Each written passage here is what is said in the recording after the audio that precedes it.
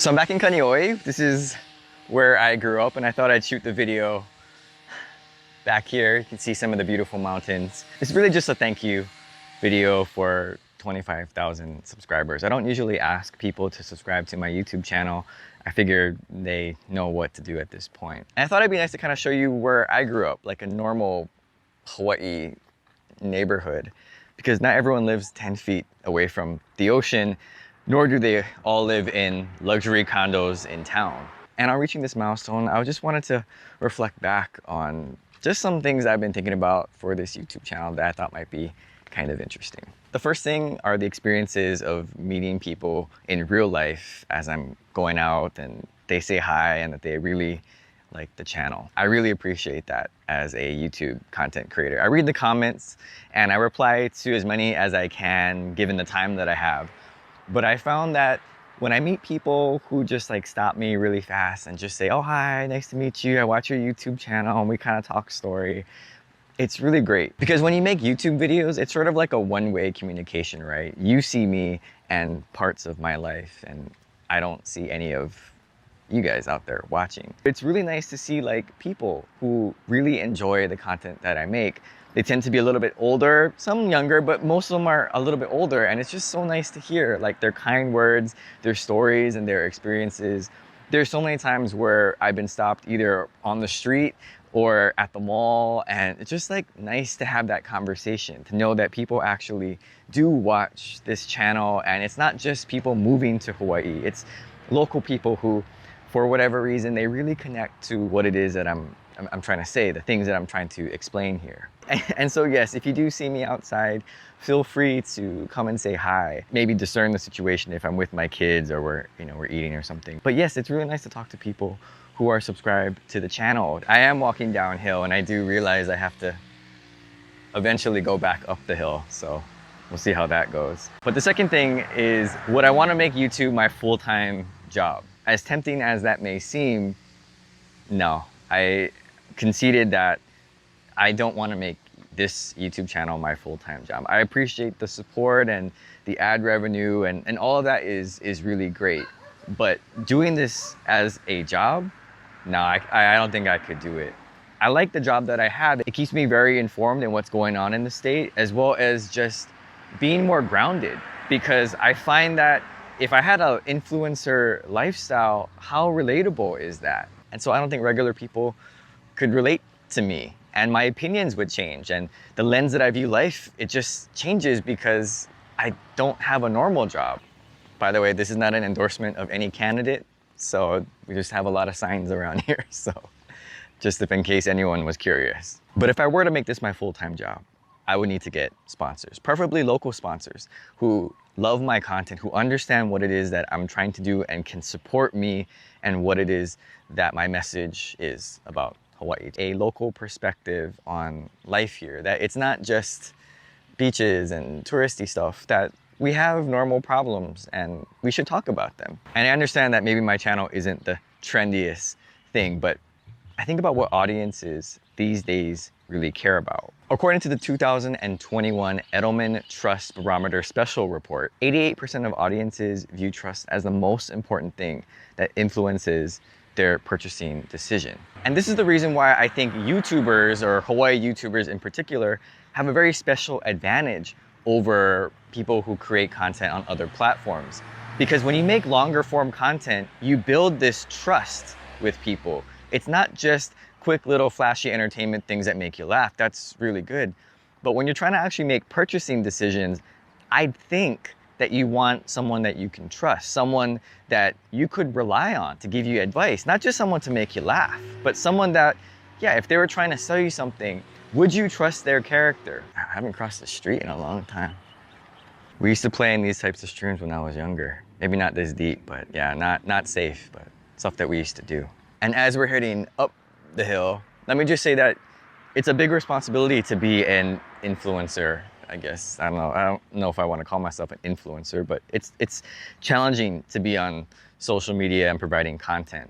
I feel like I have to be very protective of the audience that I've grown, that has somehow found me, because I know that that trust can be exploited. I mean, sure, it's easy to sell out your audience for $10,000. But then you lose the trust, you lose the integrity, and without that, then you're just a commercial, right? You're just providing commercial content for companies, and eventually they'll grow tired of you when your metrics go down, and then they'll find someone else to replace you. And so I try to think about my audience. I try to think about who's watching these videos. Again, I have analytics to tell me that it's typically older people, 35 to like 65 and older, which is kind of interesting audience for me. And I'm assuming that most of my viewers are grown adults who have regular jobs, who probably have families. And this audience doesn't have the same spending habits as 18 to 24-year-olds or 18 and under. They also don't have a lot of free time. I know for me, as a young dad with 2 kids, I don't have all day to watch YouTube videos or streams and all the things. I don't have unlimited disposable income that I can just spend on anything that I want. I have to be very wise with my choices. So I do consider all that when I think about the business side of YouTube. That view is so beautiful. Grew up right there looking at the mountain every day. I missed it when I went to Colorado. And so the last question is, what are my goals with this YouTube channel? If it's not to become a full-time YouTuber, a very vanity goal is 100,000 subscribers, because I really want that plaque. I want that silver play button. And I recognize that it may never happen. You know, it's not really something I can control. I can just continue to make content, but I can't really control the pace of people subscribing to this YouTube channel. They just have to organically find it, which is totally fine. And even if I never reach that goal, that's okay. I still feel like I've helped out a lot of people with the number of views and the topics and just the emails and messages. I hope that that's what I can look back on 10 years from now. And I know the YouTube play button is kind of silly for maybe people who don't understand. My brother has one, and I'm so proud of him because I know how much work he put into actually making those videos. And I know this may sound a little silly, but if I ever get a YouTube play button for 100,000 subscribers, I would personally value that more than my 2 bachelor's degrees and master's degree. I don't know what it is. It's a lot of hard work to do that. And it's something that's, again, it's a vanity metric. It's not really that important with how YouTube works these days. Subscribers doesn't mean views, and it doesn't mean money.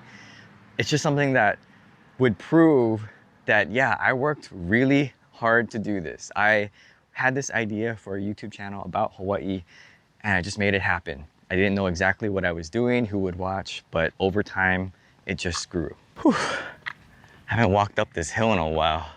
I don't know if you can tell how steep it is, but it's pretty steep. But ideally, what would be pretty awesome, I think, is to, if somehow these YouTube videos were preparing me for something else, maybe to host a web series or maybe a television show, I don't know.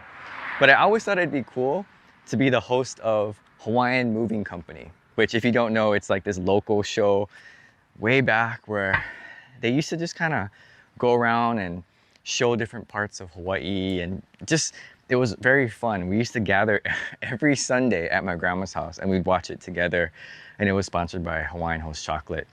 But I always thought that'd be kind of cool to host, like, if they ever brought it back. I wish they would hopefully consider me to do that, because I think it'd be so much fun to share what I think is more the authentic, real Hawaii that more people who live here could relate to.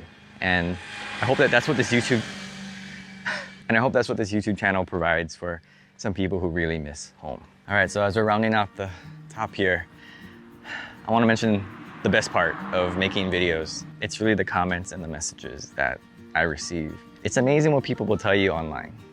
You know, their backstory, their history, their experience with just where they're from. And what I love about this community of people who have found this channel, whether you're subscribed or not, they just seem to love Hawaii.